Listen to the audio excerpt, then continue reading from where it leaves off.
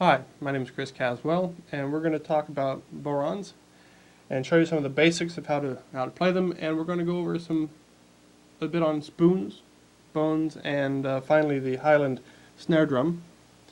The first thing I want to do is talk about the basic rhythms that we're going to get into. There are only two groups of rhythms that you have to learn on bodhran to get by, and that is anything divided by 2, 1, 2, 1, 2, 1, 2. Anything divided by 3, 1, 2, 3, 1, 2, 3, 1, 2, 3, 1, 2, 3. That'll cover everything.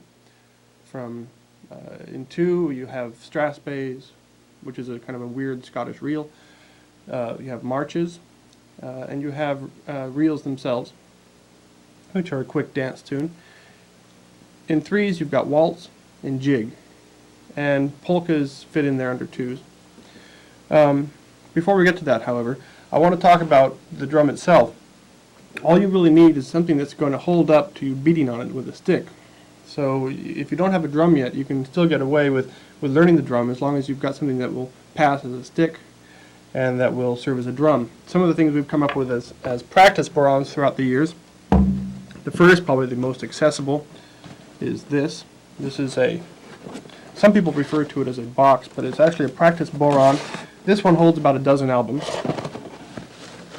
so it has a multi-purpose to it. Now, if you don't have a stick, you can use things like a penny whistle. Penny whistles make good sticks. Now, this is a practice bodhran, so it's quieter, and that way you don't offend your neighbors while you're learning. Now, if you don't have practice bodhran of this sort, we have the executive model practice bodhran, and this also has several functions. Some of them are large enough so you can use them as overnight bodhrans. This is just a bodhran for the office. And the same thing applies with sticks. Actually, a lot of craft stores have little things similar to this. This is actually a stick made for the bodhran, but you can go down and buy things that you hang macrame on, which look about like this, and which can serve as a stick.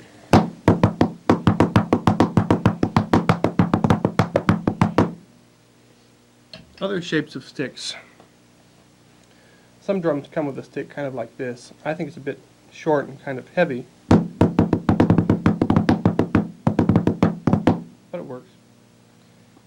And lastly, obviously the best stick which has ever been made for the bodhran, made by this brilliant craftsman in Northern California, and you should go out and buy at least 3 or 4 of these because you'll probably lose 2 of them. I sell them for a reasonable price, and you can always get them at your best traditional music stores. But there's actually a better thing than the executive model practice bodhran, and that is the drum itself. Some drums come decorated, and the decorated drums, there is an ancient tradition in decoration of drums, and the reason they do this is to distract the listener from the actual playing, and these are given to beginner bodhran players until they get competent enough to go on to a drum which is more appropriate to advanced playing. But these are well made, good sturdy bodhrans. If you have one of these drums and if you feel it and you have a fairly rough surface, you might want to get some sort of leather treatment, make sure that it's not going to hurt the painting. Get some sort of leather treatment that is going to smooth that surface out. You can hear how my hand makes a rather rough sound across its surface, and that rough surface will also give you a kind of a tss noise in your stick, and that's not desirable.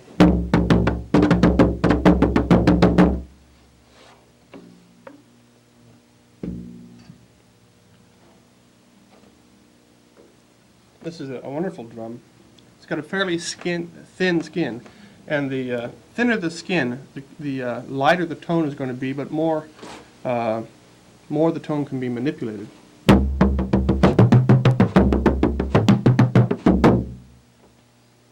This one has 3 cross pieces in a kind of almost a triangular fashion in the back, and the idea here is that it gives you more room to get your hand in there. We'll get more on that later. The other drum that I use, let me show you the one previous, has a kind of a typical cross piece pattern in the back. And that's 90% of your drums will look like that. Some people don't use cross pieces, that's fine. You don't really have to have them. I like them, but that's just because I'm used to them. This is the drum I normally use. It's got a thicker skin, which gives you a nice round sound to it. Also, the thicker skins are less susceptible to changes in humidity. They don't go out of tune as readily as a thin skin drum. Now this one, the skin is also much smoother, much quieter sound, so you don't get as much of that hiss off the stick. And the back of the drum is like the other one in that it's triangular. This one we came up with the idea of having kind of 3 equal areas, so you have randomly the best chance of getting your hand in there in a hurry. I want to talk about the hand as your stick.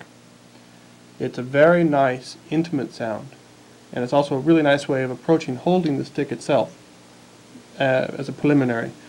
The basic thing is to use your long finger, the back of it, the very last joint of your finger, the knuckle and the nail, as the head of the stick. You bring your hand around so that that joint is facing flat on to the drum skin, and this, you can see that it brings my wrist around like that. Alright?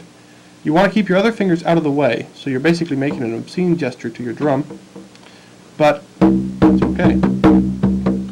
Now, the basic trick is to get a glancing blow off of the drum skin. By glancing, I mean that you're going to bounce, essentially bounce off the point where you hit that skin. You'll notice that the upstroke tends to be kind of weak, and so you want to work on getting a nice clean throw where you actually throw your wrist up to the upstroke. And the whole body comes into this. From the shoulder down should be very relaxed. Okay, no tension up in here. And you want the forearm to be the driving force. All the motion comes from the shoulder. Okay? All that happens here is the wrist follows the motion of the forearm. So the wrist is very relaxed, no tension. Now bring your finger out, point the back of your finger to the drum, and just slowly bring it closer to the drum, and all of a sudden there you are. Avoid pushing it. Avoid getting the other fingers in there. Nice, clean, light bounce, glancing blow, up and down.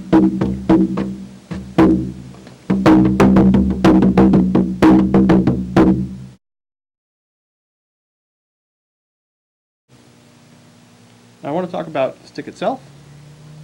The stick is held kind of like you hold a pencil almost, but a little bit different. Here's what happens. You hold, the main grip is right there in the crotch of that finger and thumb. The other fingers are wrapped around it. They provide control. They limit how far that drumstick can go, otherwise it would fly out too far. Now, as you play, you'll find that as we start doing this, that this will tend to creep out because you don't have the grip well practiced yet, and it will creep out. This is tiring, and you have to just get used to holding it in there. After a while, it'll become a lot easier. Limit the travel of the stick by your other fingers. Now notice, the long finger is kind of in line with where the head of the stick is now, so that what you were just doing before with the back of your finger, just substitute the head of the Bodhran stick. Everything else is the same.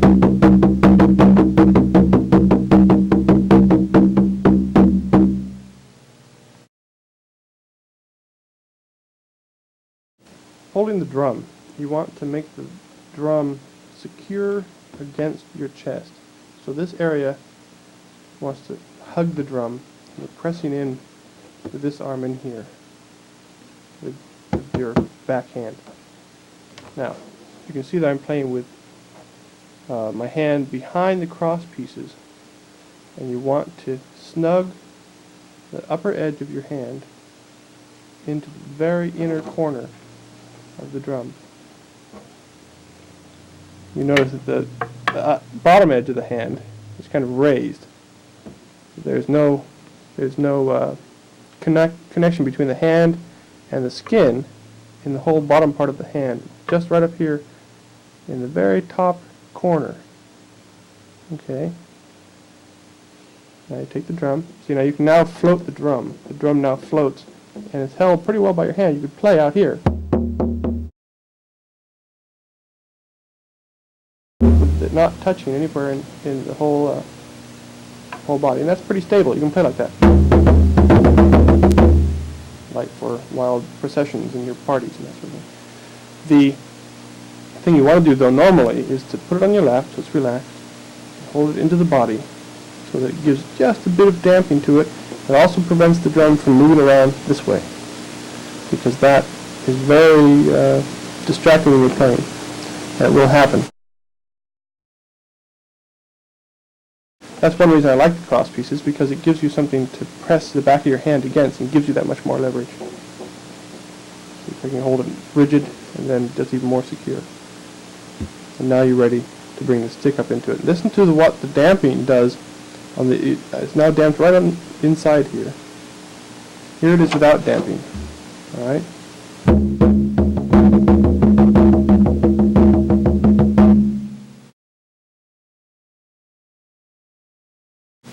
Here's what happens with that, just that little bit of damping. But now I'm not against the body. This is all free down here.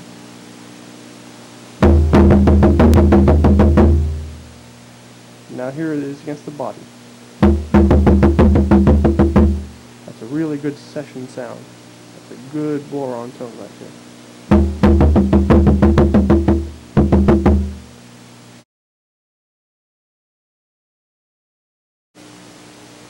The basic rhythm for a lot of the music that you play in traditional British and old-timey American is the boom chaka, boom chaka, boom chaka. We'll construct that using the down stroke that you've already got. Divide it into groups of 4 by putting an accent at the beginning of each 4. To get that accent, just drive your hand a bit harder down.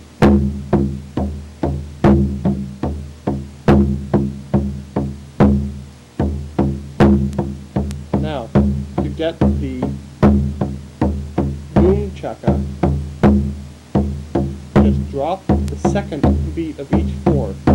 So it's down, up, down, up, down, up, down, up. Now it's down, down, up, down, down, up.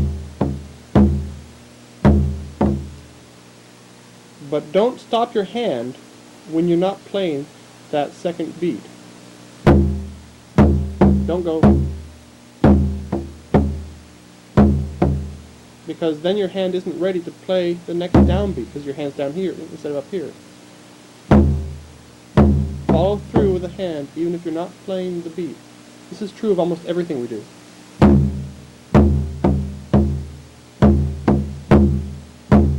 And as you get control, slowly bring it up to speed.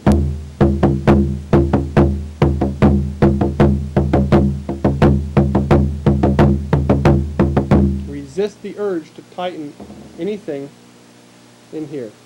Make sure that the whole arm is relaxed throughout the spectrum of speed. As you get tighter, if you feel any tightness occurring in here, just stop. Relax the whole arm.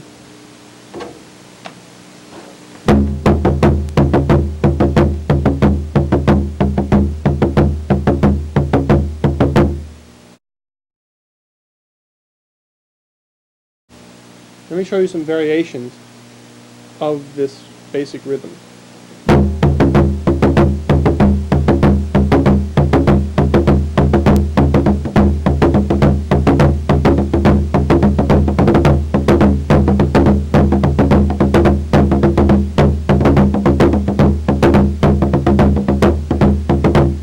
All I'm doing is changing the accent placement. Down, down, up, down, down, up.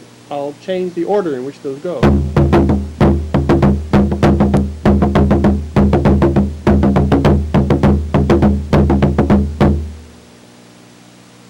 Now that takes takes us into the next bit, which is how to get an up accent.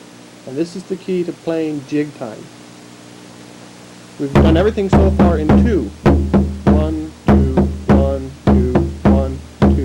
Now we're going to play in 3. Start with your up down, just like you did before. Now accent 1 out of every 6. 1 down on downstroke. 1, 2, 3, 4, 5, 6. 1, 2, 3, 5, 6. 1, 2, 3, 4, 5, 6. Now accent 1 and 4. 1, 2, 3, 4, 5, 6. 1, 2, 3, 4, 5, 6. 1, 2, 3, 4, 5, 6. Remember, you've got to kind of throw that arm up to get a nice clean up accent. Takes a while to get this.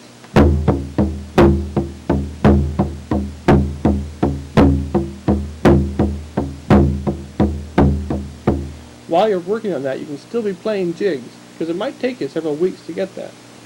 What you can do, though, to make an adequate jig time rhythm, in which you'll use quite a bit, is 1, 2, 3, 4, 5, 6. 1, 2, 3, both downstrokes, accent.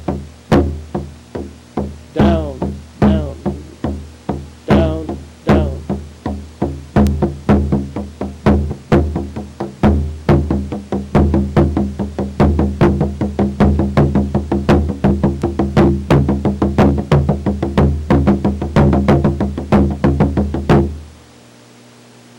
Once you've got the up accent, though, start using it. 1, 2, 3, 4, 5, 6, 4, 5, 6, 1, 2, 3, 4, 5, 6, 1, 2, 3, 4, 5, 6.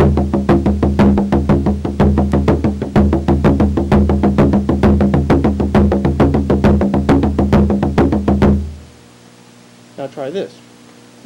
Leave out beats 5 and 6. 1, 2, 3, 4, 5, 6. 1, 2, 3, 4, 5, 6. 1, 2, 3, 4, 5, 6. 1, 2, 3.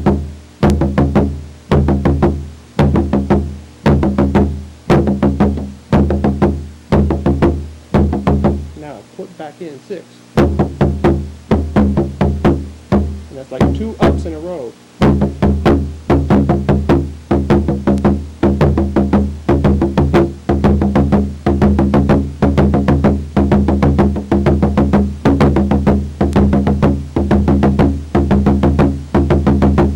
Now you can use all these different things in combination.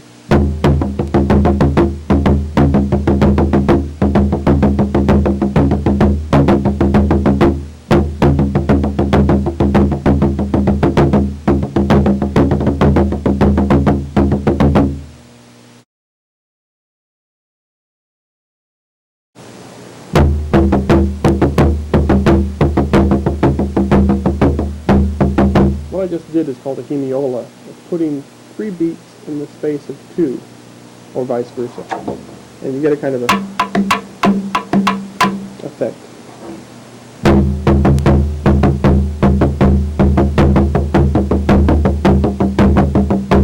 It's the superimposition of one beat structure on another. Here's a way to approach it very slowly. 1 and 2 and 3 and 4 and 1, 2, 3, 4, 5, 6, 7, 8, 9, 10, 11, 12, 4E and 1. You're back to 1 again. 1 and 2 and 3 and 4 and 1, 2, 3, 4, 5, 6, 7, 8, 9, 10, 11, 12, 4E and 1.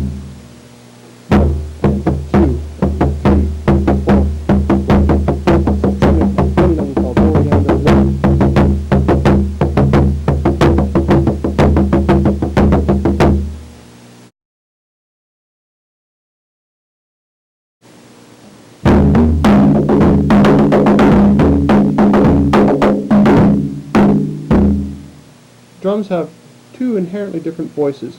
One is the sound you get from hitting the middle of the drum, and the other is what comes off the edge.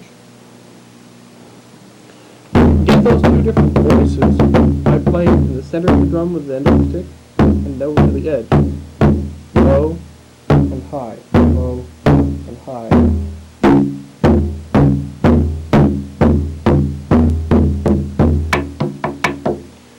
The downbeat normally gets that lower voice, down,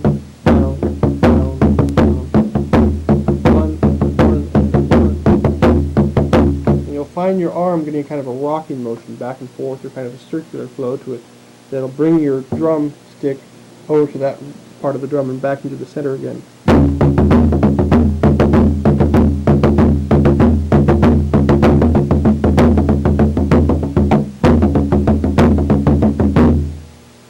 You can use this to shade your accompaniment to the melody, to follow the rise and fall of the melody, or to accentuate the melody's rhythmic structure.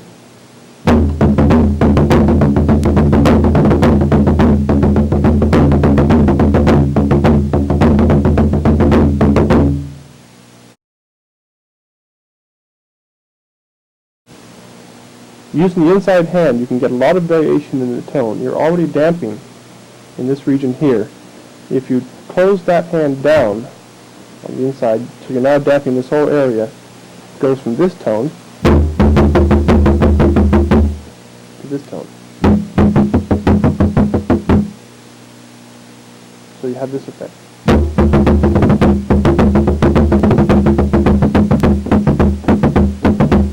Now, if you move the hand around, you'll change the actual pitch of the drum, similar to the two voices that we've talked about earlier, like this.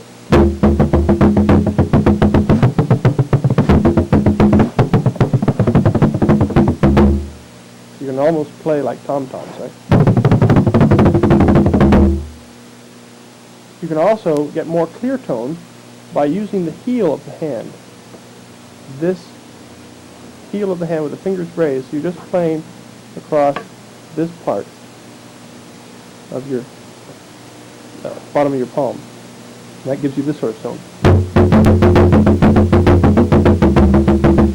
Go back and forth from the damping in here, the little ridge up in here, to the heel of your hand.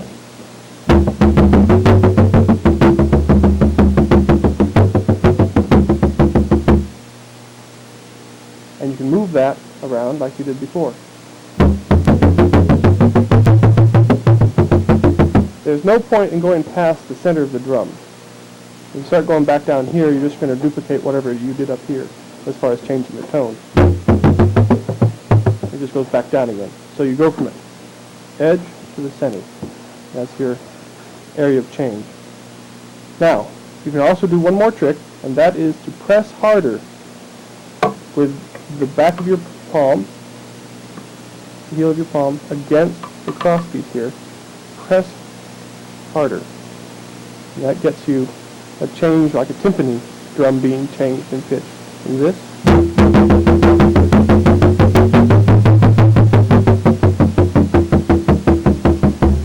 And back to the original damping up here. Now I can show you how that works in terms of actual playing. I'll use all of those various damping tricks in combination. Just here we go.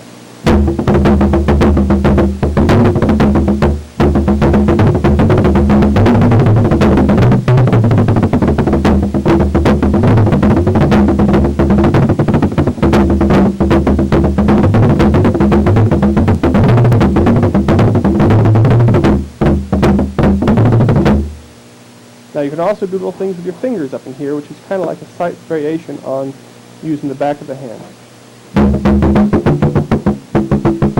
You have a limitless range of things you can do all up and down the back of the drum.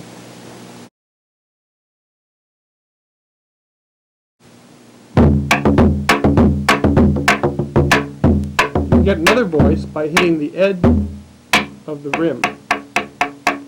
But this is an effect you only use sparingly because it's going to wear on the skin there also. You don't want to, that is a rather distracting noise if used too much, so use that with great restraint. You can also do this.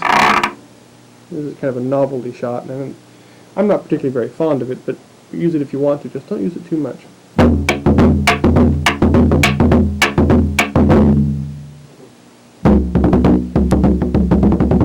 Throughout a lot of my examples, you've seen me do little fill notes. Here's how you do them. The stick has been bouncing up and down, and the angle of the drum to the stick has been about like that. Now, curl your wrist farther over while you're playing, just a little bit, and all of a sudden, that other side comes into play. But don't think don't think front of your hand, back of your hand, front of your hand, because you'll never play it that way. It's actually much faster than that. It just has to do with the angle of the hand to the drum. From there to there.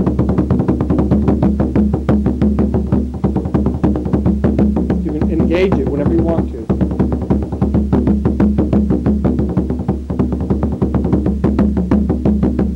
Practice doing this until you have nice control,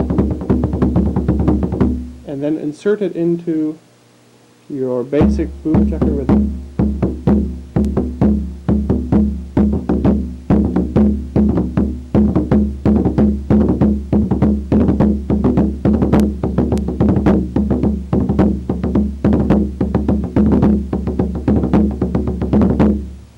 On a jig time. A handy place to do it in jigs is on that 1, 2, 3, 4, 5, 6. 1, 2, 3, 4, 5, 6. So put it between the 1 and the 3.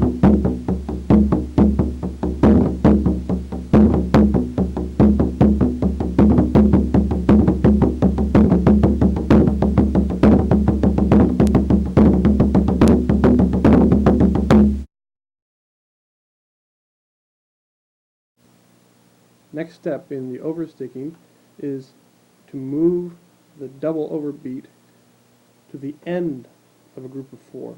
What you've got from before is this. 1 and a 2 and a 1 and a 2, 1 and a 2, 1 and a 2. Move it to the 2.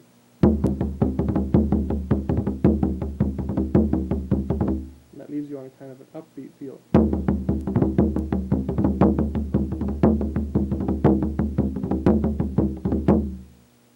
Next step would be to take those and alternate them.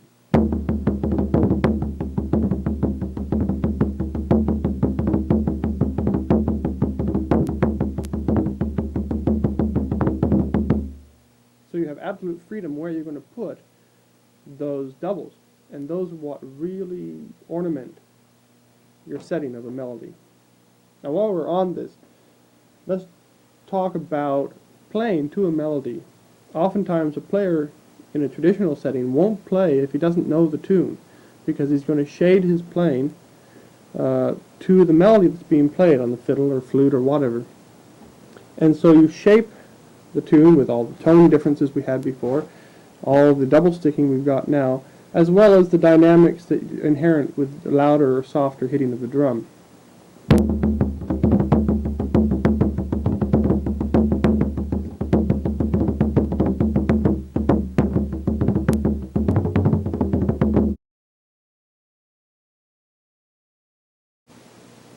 Two rhythms we haven't touched on yet are the polka and the Strathspey. Polkas are very tiring to play.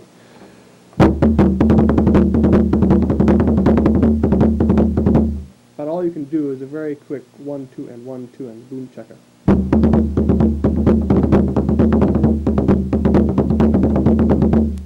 Self-winding watch is a great gift for a Bodhran player. The second thing that we want to touch on is the Strathspey, and the Strathspey is a very pronounced rhythm where the first and third beat of every 4 is very long. So it's a real, instead of going deedle deedle daddle deedle daddle deedle da, it goes da ha da ha da ha da, 1 and 3 and 1 and 3. This is actually a jig in disguise from the point of view of a Bodhran player. 1, 3 and 1, 3 da da da da da 1, 2, 3, 4, 5, 6, 1, 2, 3, 4, 5, 6. But think of it as a 4/4. 4.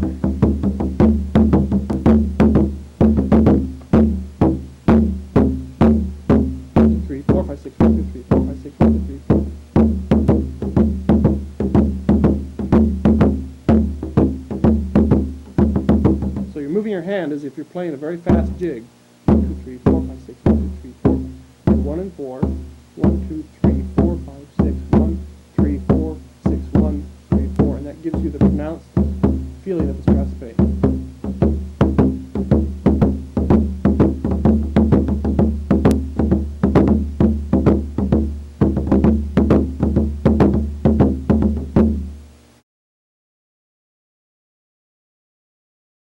A couple of thoughts about when to play and when not to play.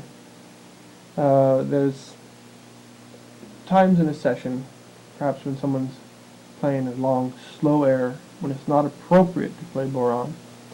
Don't feel you always have to play, and by all means, don't use all the tricks that we've been going over every time you play. Show great restraint when you play, and go for the less is more school of Bodhran interpretation. If you're having trouble with the holding of the stick for the doubles, be aware that if you stick the drumstick farther out over the back of your hand, instead of holding it directly in the middle, it'll be easier to get those overstickings and your doubles will become clearer. Let me show you some examples to play to.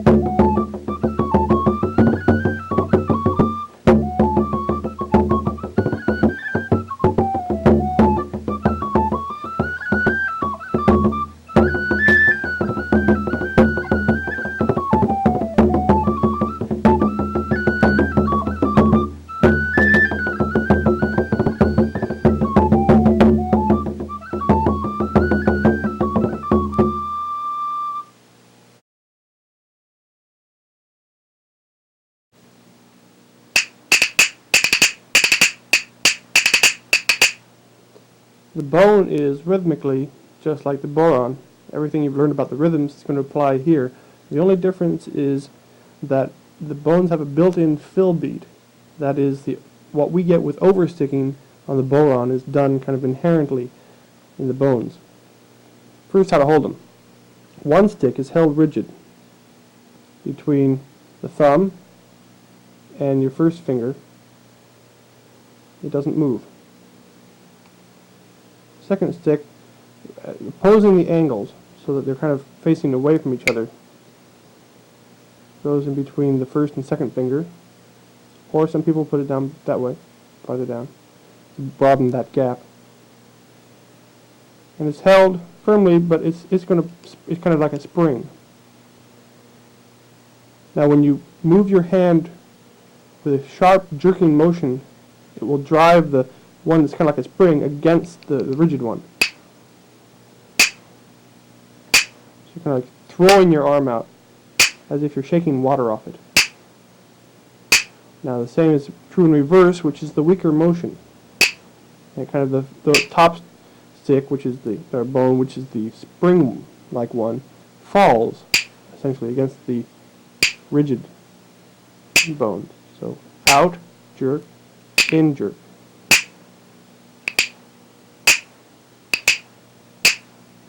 And you hear how it gets that kind of double in there.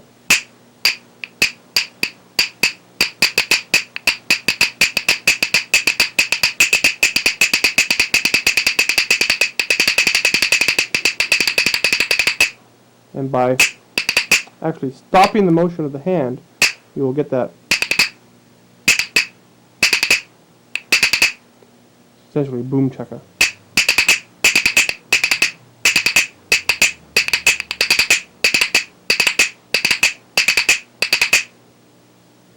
Now you can change the tone by changing where you hold the bones.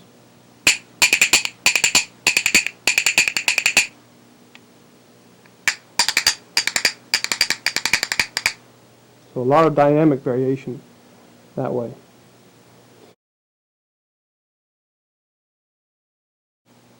Now what I was just doing there was approaching what you need to be able to control in order to get jigs on bones, which is kind of tricky. You have to be able to get a very slow, open dum dickety dum. What is quickly here, da dum biddity dum biddity dum, has to be slowed down and controlled. And that's jig. That's your jig time.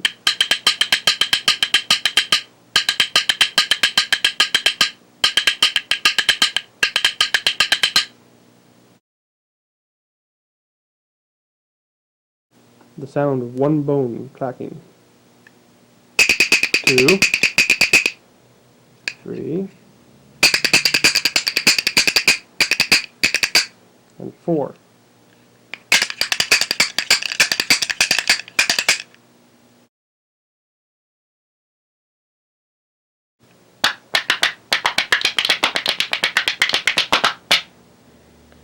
The bones and the spoons are very similar.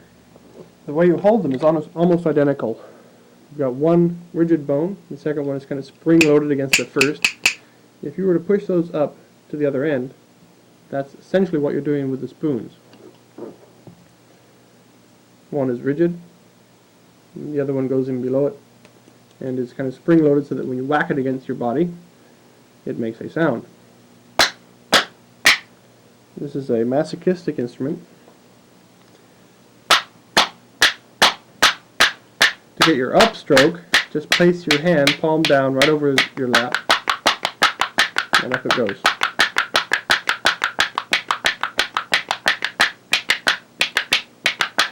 Just don't hit it on the upstroke if you want the gap to make the boom chaka, boom chaka, boom.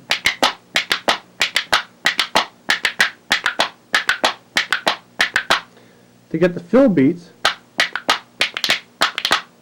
just tip your finger in there to catch the spoon on the way down after having hit it on the top stroke.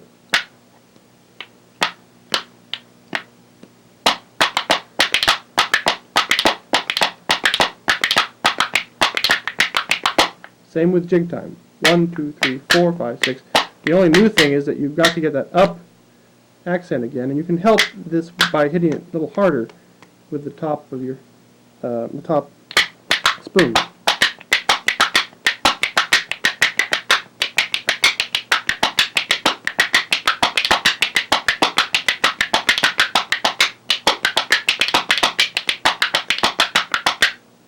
You can also do double strokes by just double timing your actual hand movement in here. Make sure you're always pumping from the elbow. This is what's going to give you your speed and control.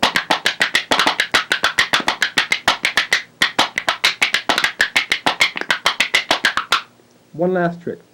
By sticking your fingers very rigidly out and holding them thusly, and by relaxing the top spoon, the one that's held stiff, you can create a kind of a stairway down which you pull the spoons.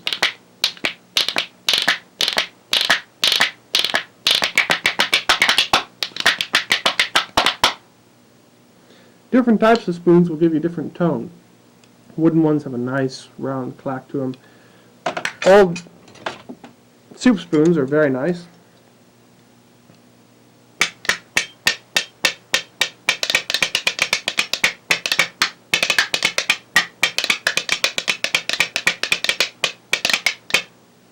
regular old kitchen spoons.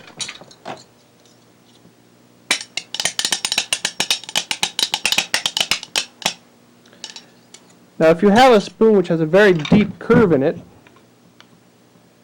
like these, you're going to want to spread them out by putting, say, 2 fingers between the spoons instead of just one. This creates more of a gap and allows them room to bounce.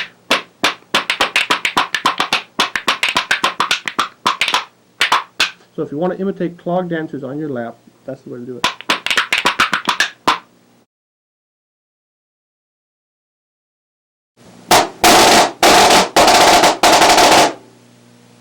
Scottish Highland style drumming is about the most complex form of percussion we've got in Western civilization, in my opinion.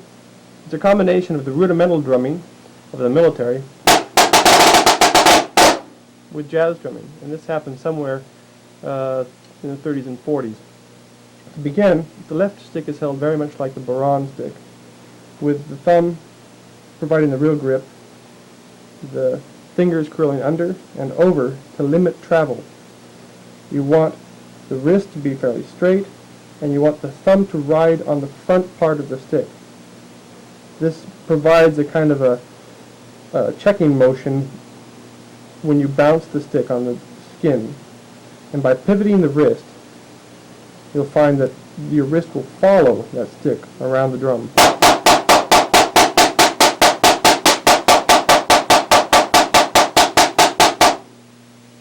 The right hand is held very much like a buggy whip, and the flicking motion that occurs when you bring those fingers in, the grip is actually right here.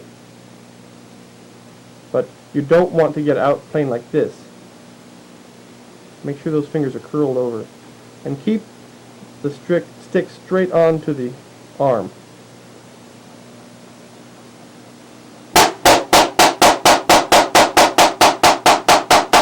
In both cases, motion comes from the wrist.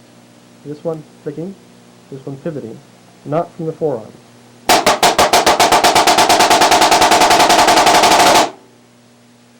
There are 2 basic types of stroke.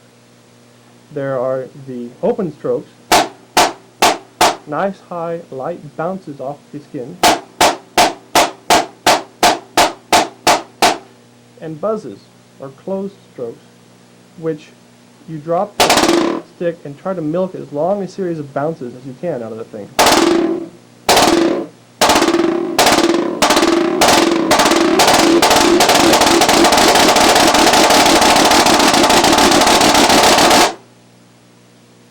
The way you can start using these is by making what's called a paradiddle, which combines single and double strokes.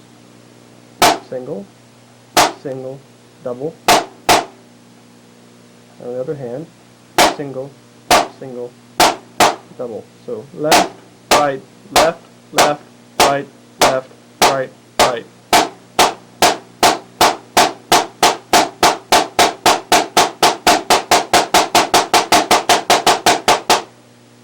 For the buzzes, you can start making rolls of discrete length. Buzz on the left, buzz on the right, and a tap on the left. Makes what we call a 5-beat roll. And on the same, on the other hand, be right, left, right.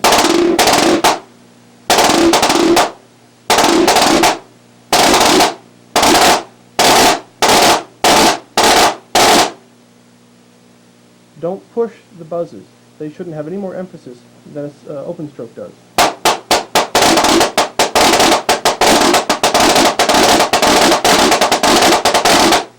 One last thing which is rather interesting about Highland drumming are the tizzes. These are closed rolls that are interrupted by open work.